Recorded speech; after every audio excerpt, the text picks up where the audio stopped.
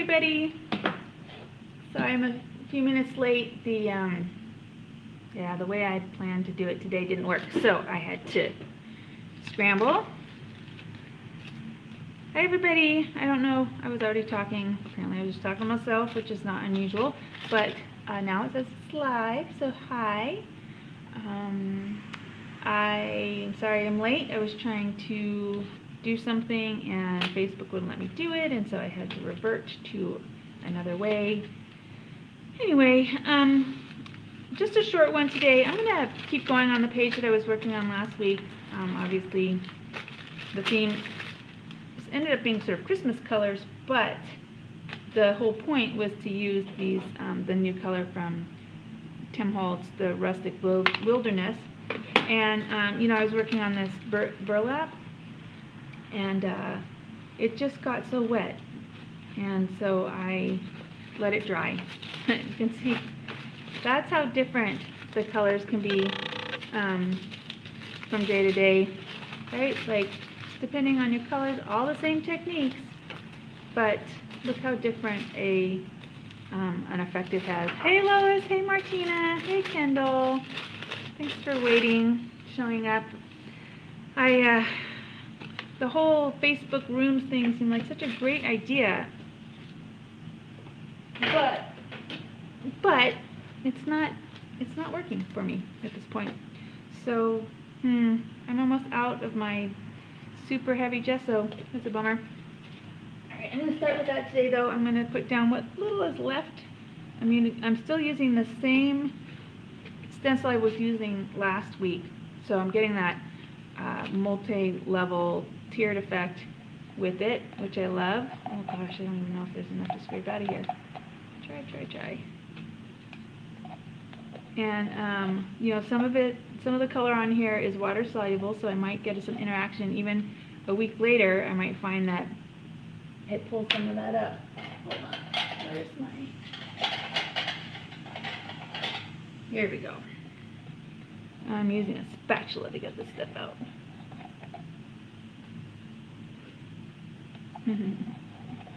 Thanks, Kendall. Alright, so I'm just going to scrape some of this on. This is one of my favorite mediums. It's a super heavy gesso. A little different from a texture paste. It's meant to be a primer. It's a fine art primer. So it just goes down a little thicker, and it has a tooth to it. It's intended to interact with your mediums that you put down later, so it doesn't have a resist so much in it, but it does seal your work. So like if you're using it as a primer, it will seal your work so that it doesn't seep through to the other side or into your canvas if you're doing this just as a fine art supply.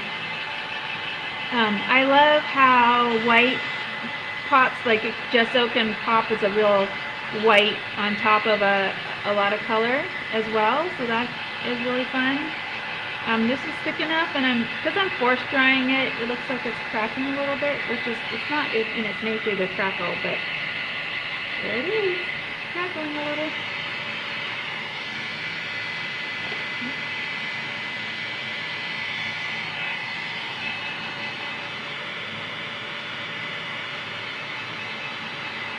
So the new Tim Holtz colors, I actually am selling them as a full set at the moment. You get everything if you buy the set in his new color, this Rustic Wilderness color. And it's on my website. You can find the store link at craftinessonline.com right there, and see I've got a bunch of kits if you're looking for a good place to get started. Or you have a crafty friend that you want to get into this. You might find something there that works for them. But there's no but. I also have a blog post up right now that's about art journaling and why I do it. If you're like, why do you do all this? Why should I do it? Well, I try to answer that a little bit on this website, or on my website at the blog. So one of the reasons I wanted it to dry is because I wanted to be able to use these basically these are dimensional glues, so they're not a paint, they're actually a glue base, but though it does say dimensional pearlescent paint on it, so I don't know, maybe I'm wrong. But I'm just gonna, last week they just did not interact well when I put them down, and for me the whole point is for them to have this really scraped on look, and when I scraped, everything was so wet underneath that it smushed together and it just didn't look good. And so, you know, I often like when things mush together, but at that point I was getting frustrated because I want a particular look when I do this. So this is Liquid Pearls. This color is Ancient Gold, so it has a little bit of a tarnished look to it.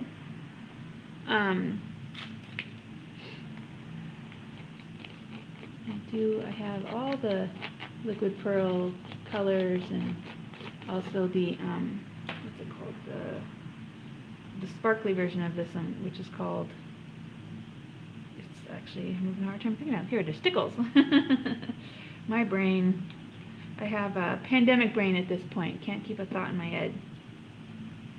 Alright, so this one, this is the Stickle version. This is Goldenrod is what it's called, and it's literally just glitter.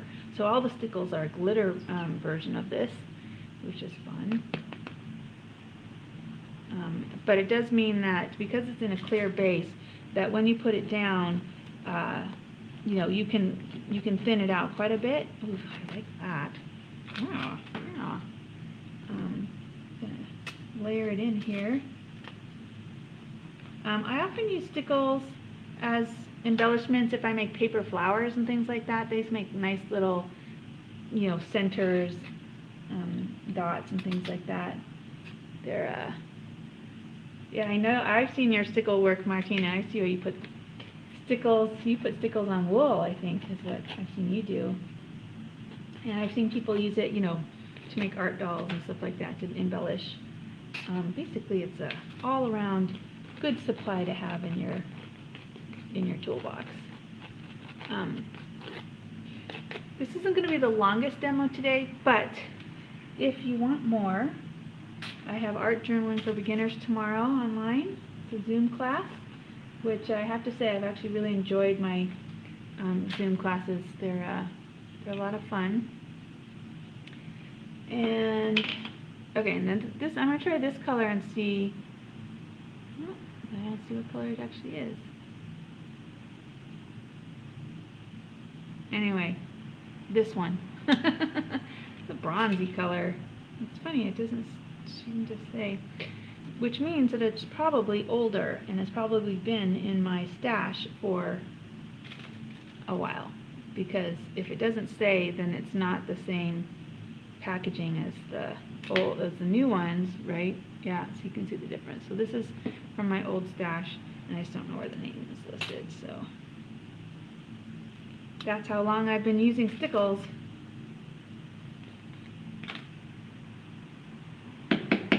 And Stickles have this great, both Stickles and the Liquid Pearls have this great little squeeze bottle with a nice pointy tip, which means you can get really detailed with it, part of its appeal. But because it is a glue, it does not like being heat gunned. What happens is it tends to bubble really fast. And so heat gunning, sometimes if you've done something that you want to keep the look of, like you've written something with it, which is what I'm going to do any second now, then you don't want to heat gun it if you can avoid it, because it will change the, you can see it doesn't even really work that well. You know, it really didn't do anything to that. I've got, yeah, got it on my fingers. Alright, one of the reasons I wanted this to be dry, though, last week, of course now I've gone and gotten it wet again, is because I wanted to show you, I was trying to spread these on it, and it was smearing instead of highlighting. So that was, I just want to show you that again. This is the Distress ink. So this is the dye ink. This is the one that's transparent and more like a ink. and less like a paint.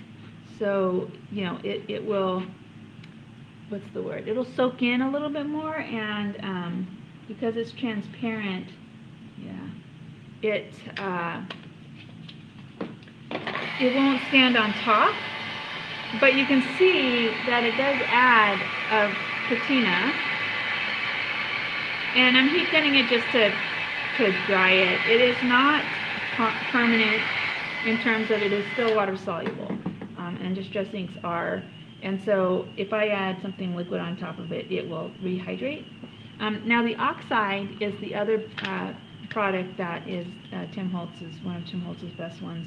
And so this is the same color, but this is the pigment version, which means that when I put it down, it's not going to be as dark for some reason. The formulation isn't as dark because the color basically has an opaque white in it, so the color reads a little lighter, and it sits on top a little more than the other,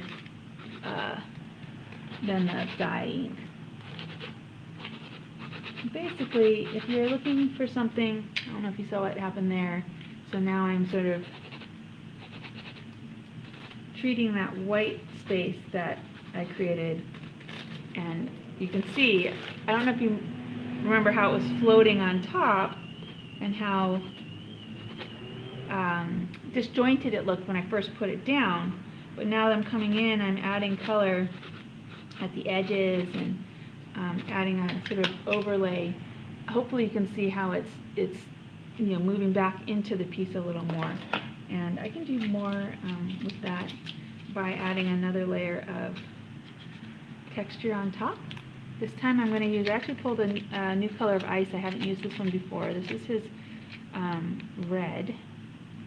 Rouge Grenadine is what it's called.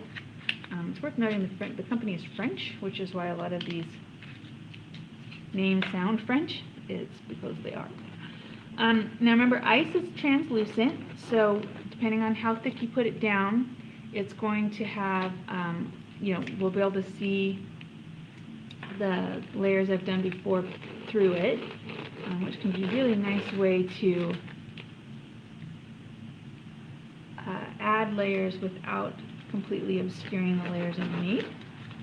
I have so many layers going on here too that another thing that it's nice to do is that if I just scrape it down over layers that already exist, I don't know if you can see how that highlighting those layers of texture that are already there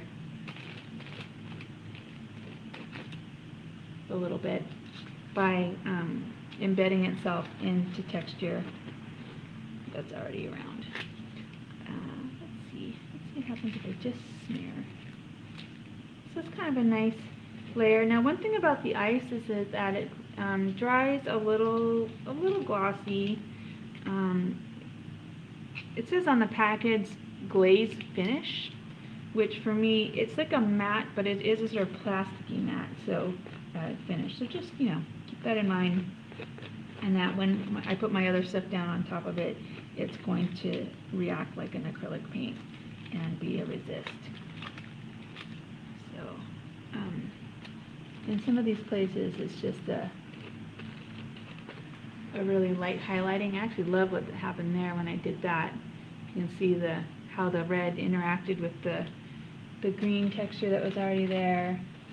And again, these are just interacting with layers I already have down, and I'm not, those layers don't go away, so all the work I've already done is still there. It's just part of something bigger now.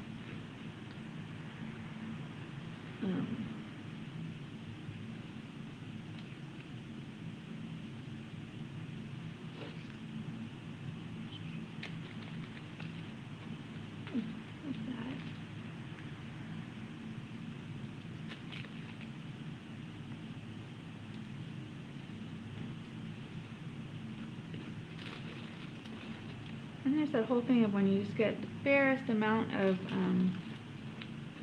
medium on your tool and you just scrape it across the top, it's just going to hit those highlights. So rather than embedding around the texture, it's actually going to be on the top pieces of those textures. or those moments of texture.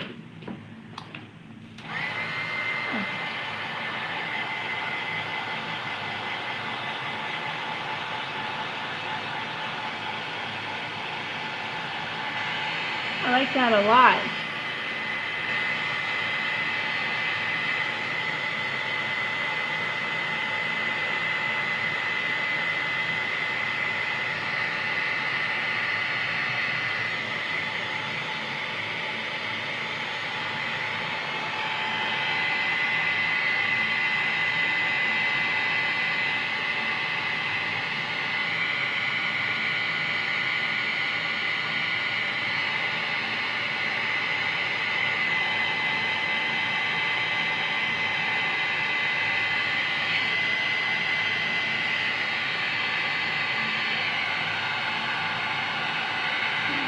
I'm wondering if you can see the tones.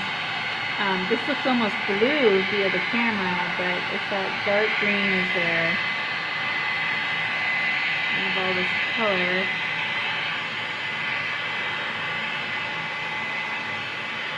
Thank you.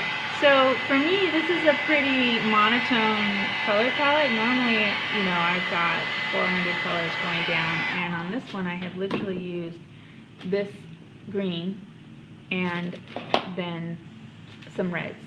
And they've got the candied apple distressed paint that I have down under here,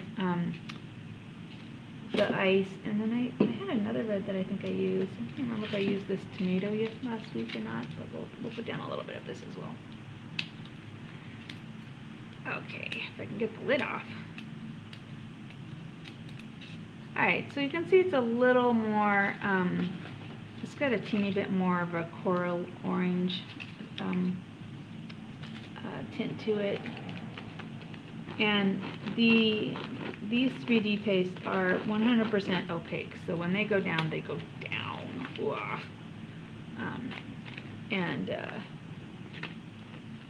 You can see that it's kind of nice, like you've got, you know, an intensity of color there, and then you can, you know, scrape it off. But it's not gonna embed itself the way the ice did and be translucent. It's gonna really obscure everything that's underneath it.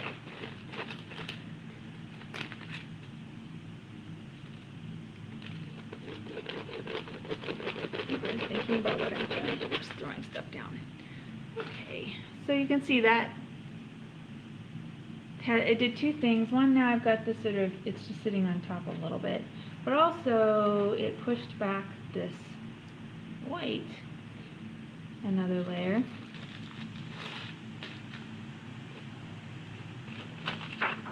Okay.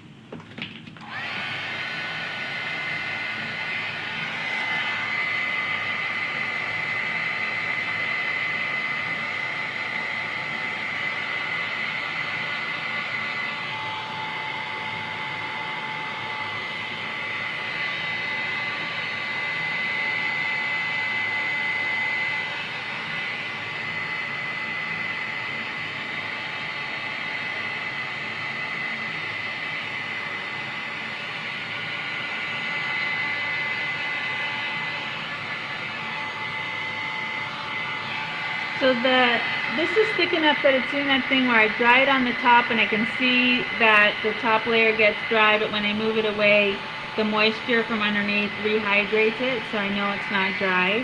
And I can leave it like that, but it means that if I were to drag anything over the top, what it'll do is scrape that skin off and expose the wet paint underneath. So it's worth drying it a little more when you see that happening.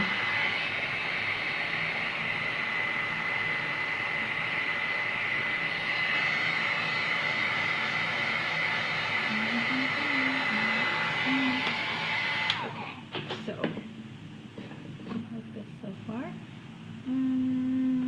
This lid, it's always worth putting your lids back on in a timely manner if you can.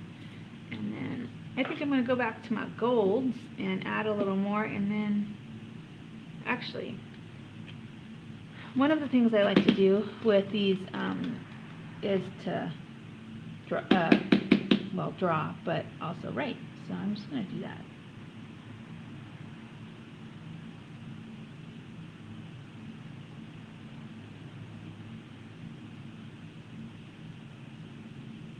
And here's the fun thing about it. Say you put something down and you're like, I hate that. Just scrape it out. Use it as a blob of paint. And I have this gold down interacting with my page. Like that. Odd. I didn't like that particularly, so I'm going to do it over here. For one thing, it didn't show up. So I'm just going to do it here, and I'm going to do my gibberish so that it doesn't actually mean something.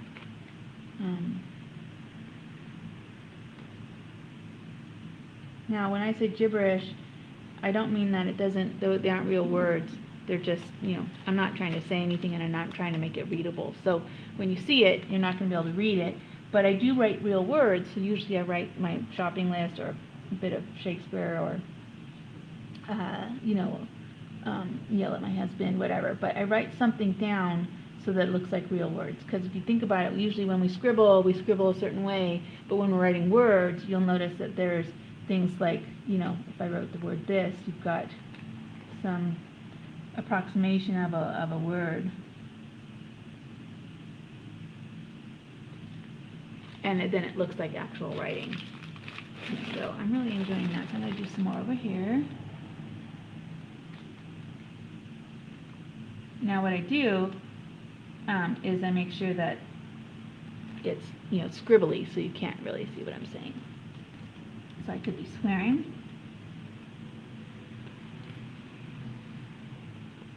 I might be writing my manifesto.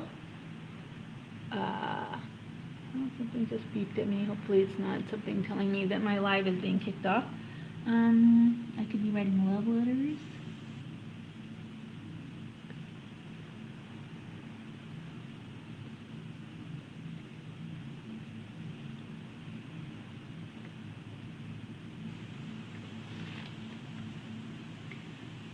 I might write something over here.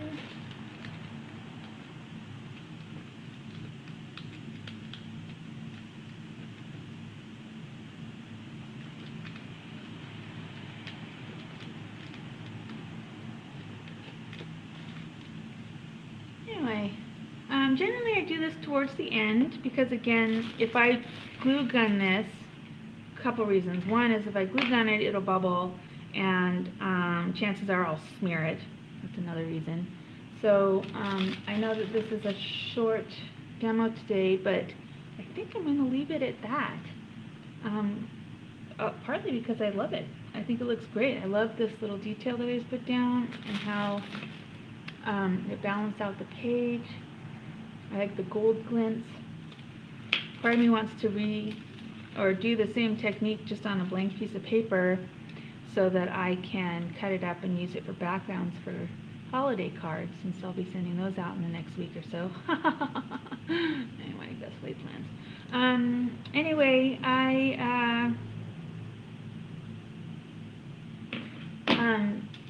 I'm going to bring it to a close. I'm sorry I can't look you in the eye and say goodbye, but I will be here next week. Obviously, next week is Christmas Day, and I do celebrate Christmas, so I will be with my family. But Wednesday night is, thanks Lois, I feel like it is.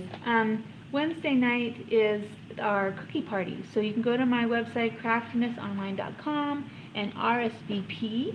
And we're just going to, make ourselves a little plate of cookies and bring whatever you want in terms of a beverage to toast the year together. It will be a Facebook room, so I'll be able to talk to each other and say hi and see each other. And